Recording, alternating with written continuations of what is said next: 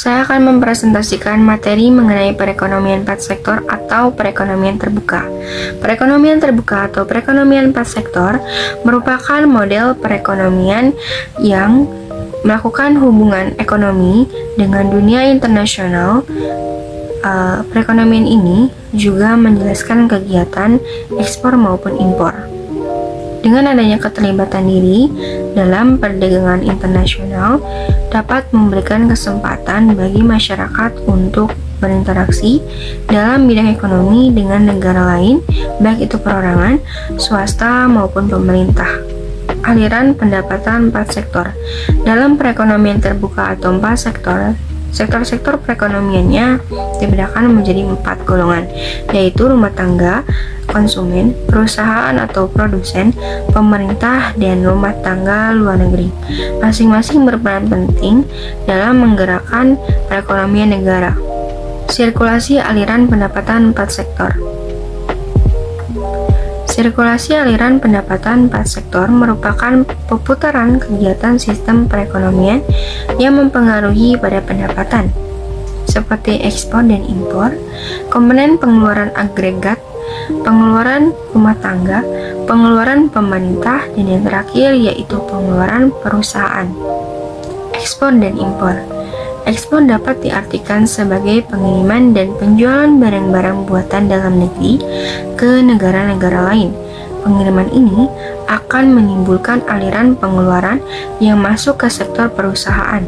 Dengan demikian, pengeluaran agregat akan meningkat akibat dari kegiatan mengekspor barang dan jasa.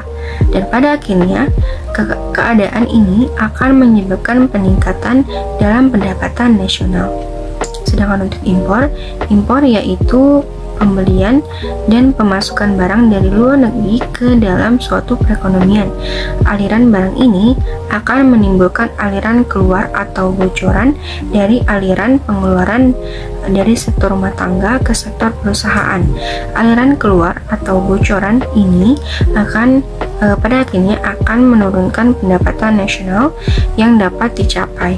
Ekspor dan impor juga mempengaruhi pendapatan nasional tergantung pada ekspor neto, yaitu ekspor dikurangi impor. Jika ekspor neto negatif, maka meningkatkan pengeluaran agregat dari sektor perusahaan dan meningkatkan pendapatan nasional. Dan jika ekspor neto negatif, maka pengeluaran agregat dari sektor rumah tangga dan menurunkan pendapatan nasional. Komponen pengeluaran agregat. Komponen pengeluaran agregat yaitu AE sama dengan CDN ditambah I ditambah G ditambah X dan ditambah M. CDN yaitu pengeluaran konsumsi rumah tangga atas produk yang akan dihasilkan di dalam negeri. Sedangkan untuk I, investasi perusahaan untuk menambah kapasitas sektor perusahaan untuk menghasilkan produk.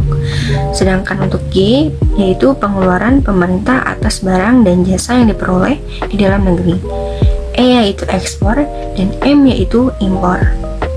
Keseimbangan pendapatan nasional. Keseimbangan antara keseluruhan pendapatan dengan keseluruhan pengeluaran. Dengan demikian, seluruh pengeluaran yang dilakukan harus seimbang dengan pendapatan. Syarat keseimbangan pendapatan nasional: penawaran dan pengeluaran agregat, suntikan dan bocoran dalam terbuka. Rumus syarat pendapatan nasional. Yang pertama, penawaran dan pengeluaran agregat. Rumusnya yaitu Y ditambah M sama dengan C ditambah I ditambah G ditambah X. Y sama dengan C ditambah I ditambah G ditambah X dikurang M. Yang kedua ada suntikan dan bocoran dalam terbuka.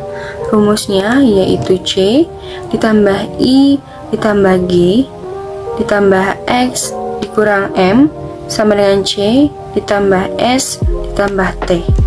I ditambah G ditambah X sama dengan S ditambah T dan ditambah M.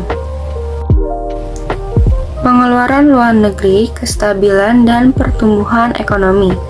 Dalam menganalisa pengaruh dan akibat perdagangan ke atas kegiatan perekonomian negara ialah: yang pertama, pengaruh perdagangan luar negeri ke atas pengeluaran agregat. Yang kedua, pengaruh perdagangan luar negeri ke atas neraca pembayaran dan penggunaan tenaga kerja.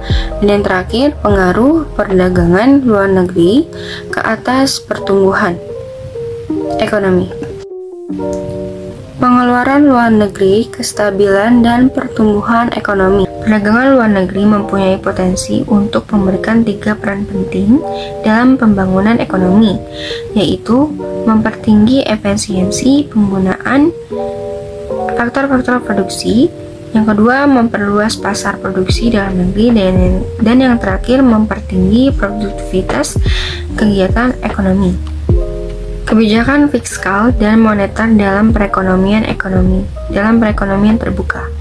Di dalam perekonomian terbuka bertujuan itu berarti bahwa usaha untuk mencapai tingkat kegiatan ekonomi yang tinggi tersebut harus diikuti oleh neraca pembayaran yang menguntungkan. Berdasarkan sifatnya dapat mempengaruhi perbelanjaan agregat.